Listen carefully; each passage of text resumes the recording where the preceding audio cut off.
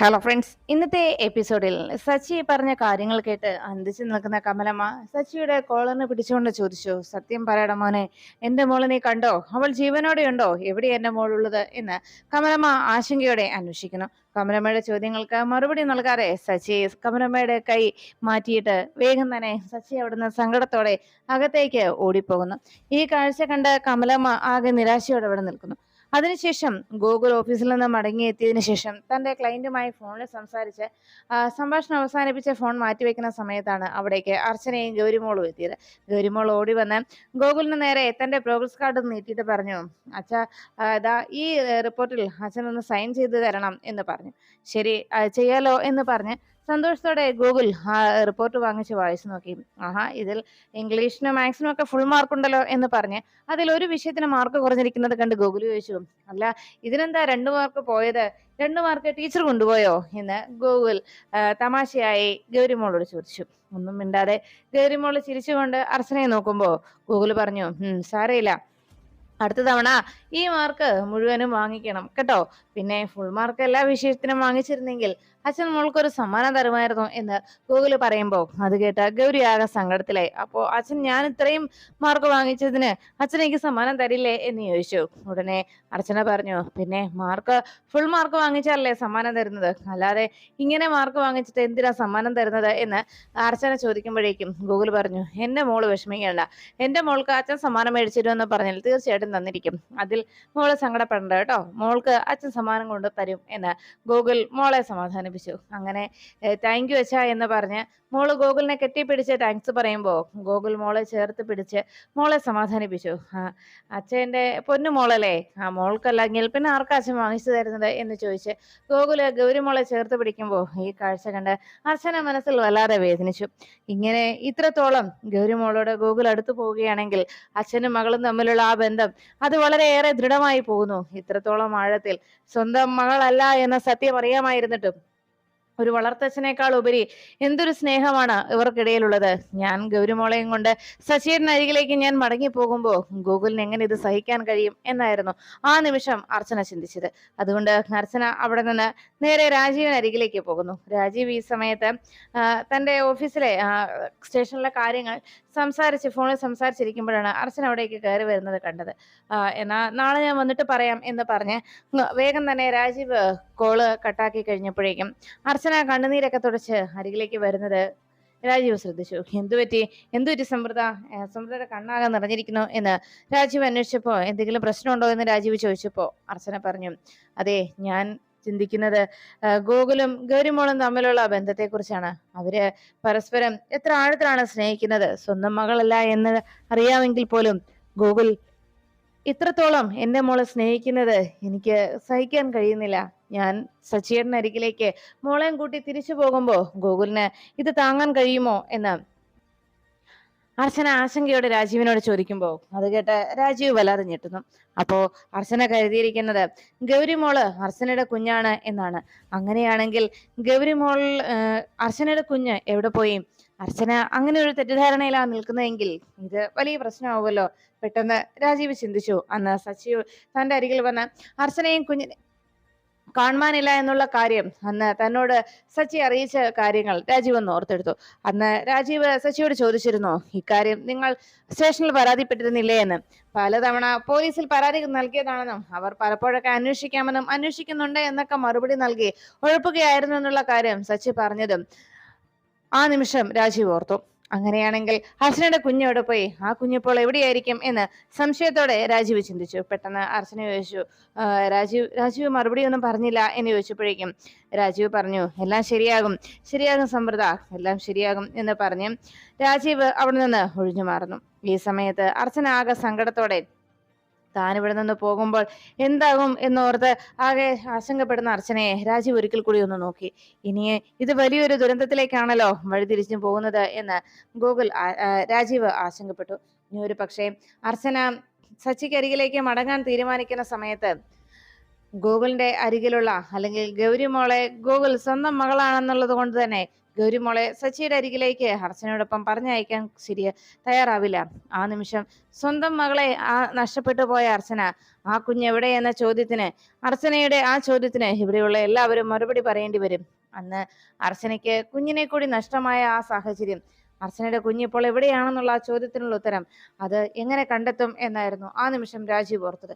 അപ്പോഴേക്കും സച്ചിയാകൻ സങ്കടത്തോടെ മുറിയിലിരിക്കുന്നത് കണ്ട് കമലമ്മ അരികിലേക്ക് ചെന്നു.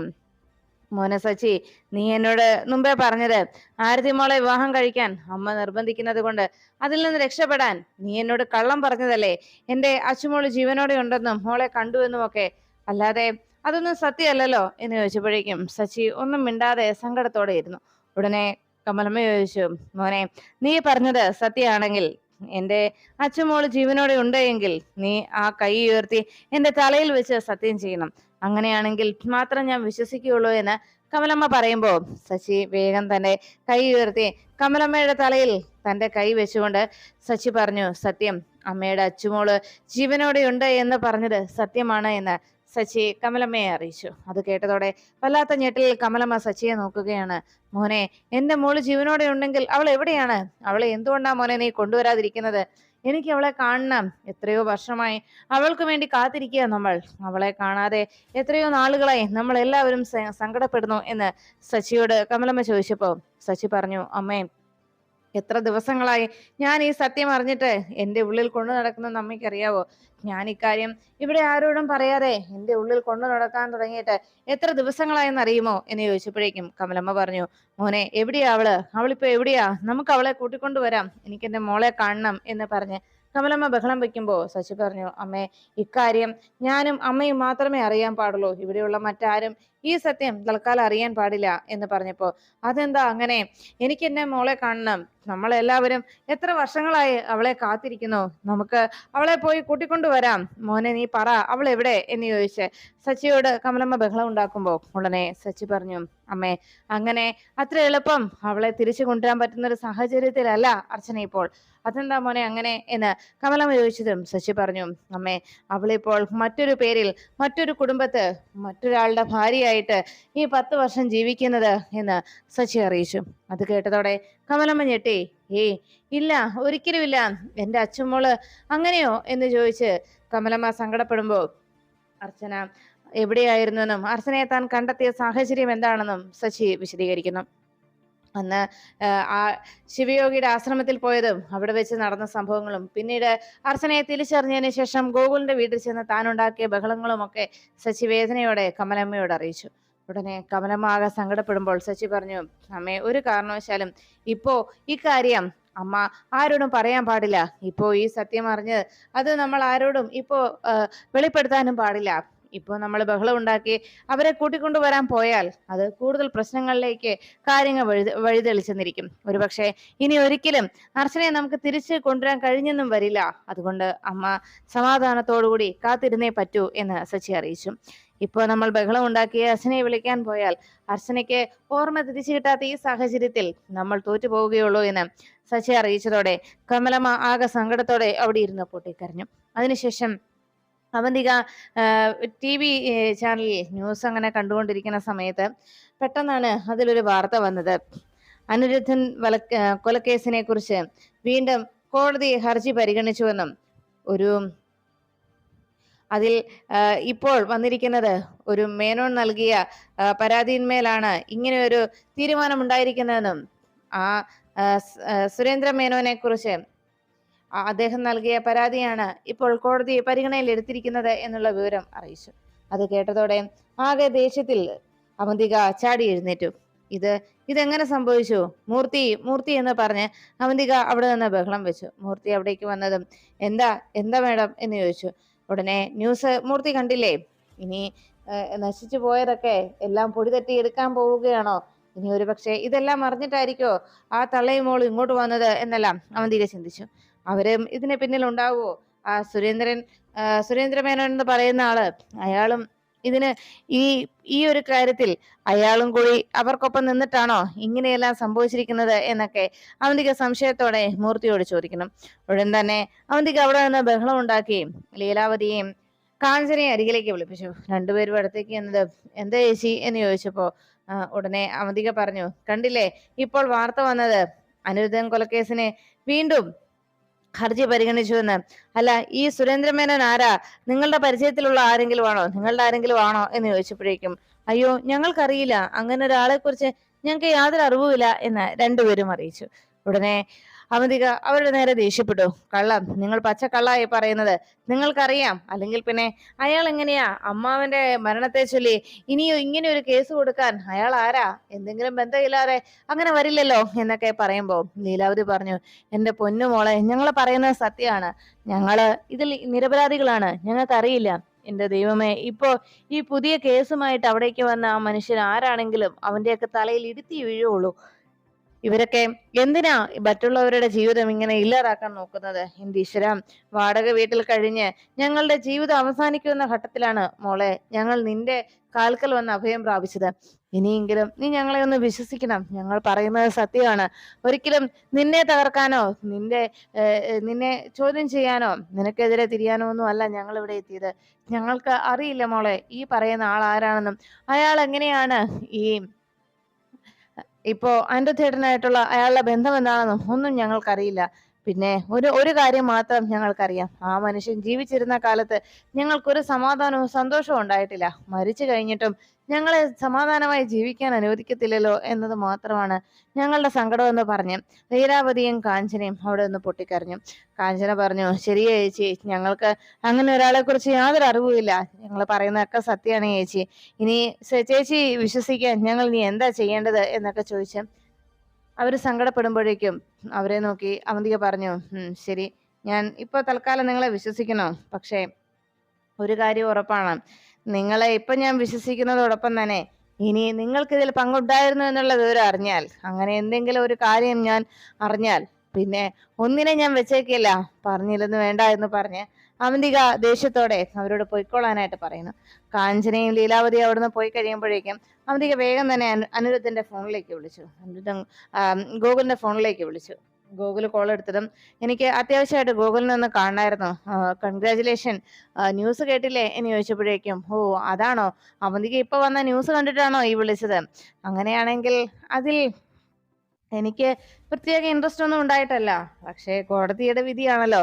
ഞാനൊരു പബ്ലിക് പ്രോസിക്യൂട്ടർ ആയതുകൊണ്ട് എനിക്ക് അതിനൊപ്പം നിൽക്കാനല്ലേ കഴിയൂ എന്ന് അവന്തികയോട് ഗൂഗിൾ അറിയിക്കുമ്പോൾ ഇത് കേട്ട അവന്തിക പറഞ്ഞു, ഗൂഗിൾ, എനിക്ക് അത്യാവശ്യമായിട്ട് ഗൂഗിളിനെ ഒന്ന് കാണണല്ലോ. അതിനെന്താ, ഞാനിപ്പോ വീട്ടിൽ തന്നെ ഉണ്ട്, ഇങ്ങോട്ട് പോന്നോളൂ എന്ന് പറഞ്ഞ് ഗൂഗിൾ ഫോൺ വെച്ചു. അപ്പോഴേക്കും അർച്ചന അരികിലേക്ക് എത്തി. ആരാ എന്ന് ചോദിച്ചപ്പോ, ഇപ്പൊ ഒരാള് വാലിന് തീ പിടിച്ചതുപോലെ ഇങ്ങോട്ട് വരും, അവന്തിക ഇപ്പൊ തന്നെ എത്തും എന്ന് പറഞ്ഞ് ഗൂഗിൾ ചിരിച്ചുകൊണ്ട് അർച്ചനയെ നോക്കിയിരുന്നു. ഈ സമയത്ത് ലീലാവതിയും കാഞ്ചനയും വല്ലാത്ത ടെൻഷനിലായി. ദൈവമേ, ഞാൻ വിചാരിച്ചു നമ്മളെ പിടിച്ചുവെന്ന്.